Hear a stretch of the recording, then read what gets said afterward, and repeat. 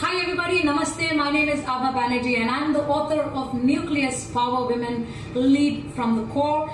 That's my book, and the purpose of this video is to say hi to you, introduce the book to you, and let you know what the book is all about.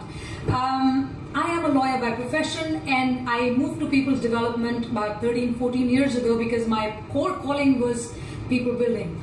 And I was, as a kid, a why person. I used to ask so many questions. My parents were not sick of me, tired of me. I always used to ask things like, why can't we solve this problem?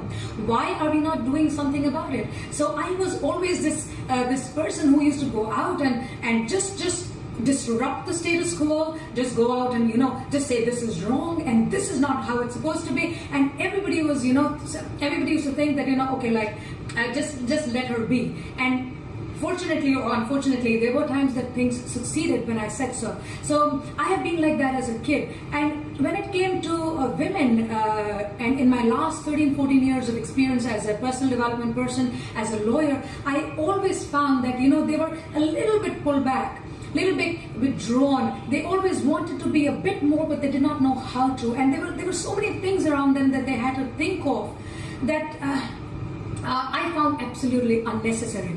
So that's where the book came in. And I thought that we must thank all those women who have gone before us, who fought and who fought for people like us to be standing here and talking, and say thank you to them, to show them that we are actually leading successful lives. So we are all out here, somewhere here, and we just have to start taking those leaps. And this is what this book is all about. So I wanted to introduce some concepts in the book that I have introduced, because I do a lot of ideation and I test all of that. I go try them out, and I put them down as concepts and ideas, which then I use in my workshops and seminars, which have worked so very well so far. And so the first one that you would find in the book and all over the book is something called the Neutrality Zone. If there is femininity, if there is masculinity, there is also something called neutrality. And what is this neutrality? The world is neutral.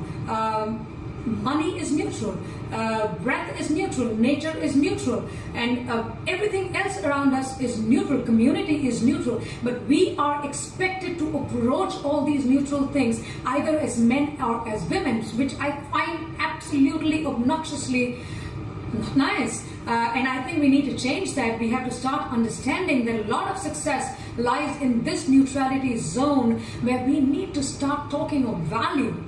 We are already contributing a lot of value, but we are not acting out from a place of value per se.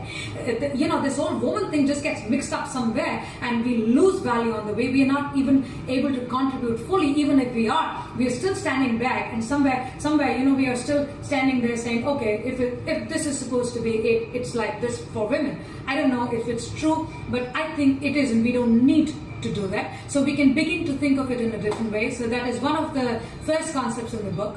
Concept number 2 is called Womanecessity. I've combined the word woman and necessity, where I feel that it is now necessary for women to move from complexity to simplicity. That is the tagline of that concept: Womanecessity, complexity to simplicity. We may be complex people, however, but if we complicate our lives, if we make our lives complex, just because we are living in an environment which expects women to be a certain way, we are literally pitching ourselves against ourselves. And why should we? Is there a need to do that? Can we simplify the whole thing, that how we live? Can there be a simplified process? And the answer for me is yes.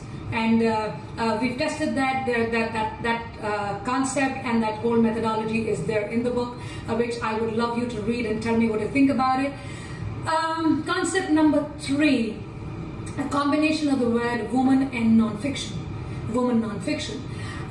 There is this perfect woman out there, which everybody, we take that as a benchmark of how a woman is supposed to be. She's perfect, she looks like this, she talks like this, everybody likes her, and she's just too nice, and she's just perfect.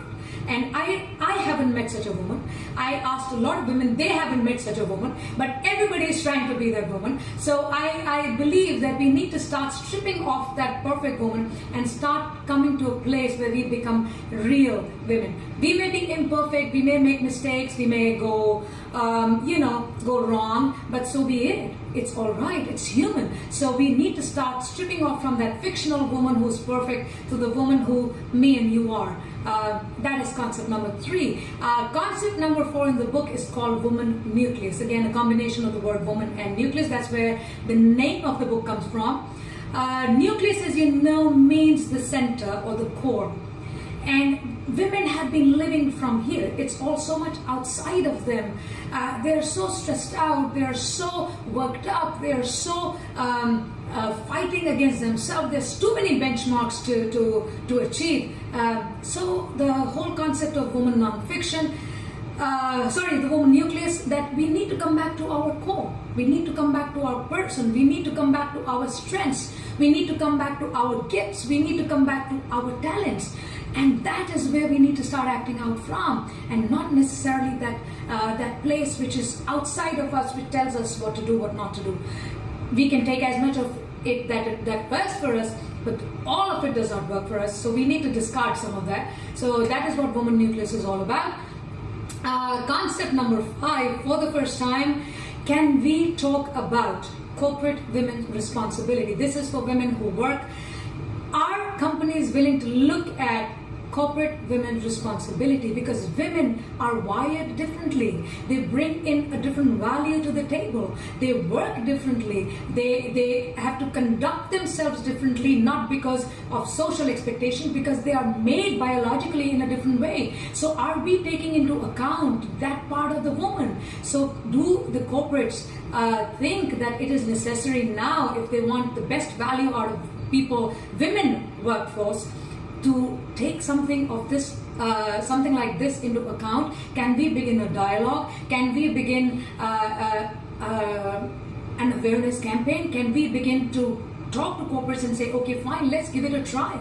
So there is a methodology in the book that suggests something like that. It's the first time somebody has spoken about it. I have been thinking about it for a long time, and I think just as we have CSR, I think it's not because we want special treatment. I think we want to be able to express ourselves best. That is why we need to be able to show what we can bring to the table as women. So it's not about preferential treatment. It's not about being special or being different. It's about the differences should be appreciated, and those differences should be able to contribute to wherever we are, instead of making us withdrawn or pull back.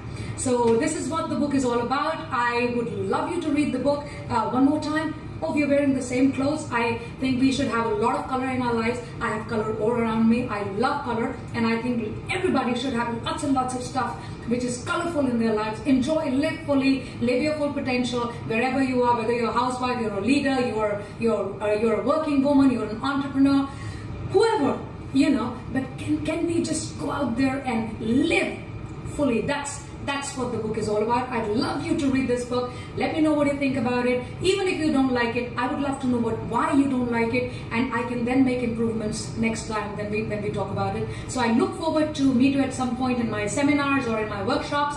I would love to come and meet you wherever you are. So just let me know if you want me to. Thank you very much for watching, listening. Namaste and goodbye.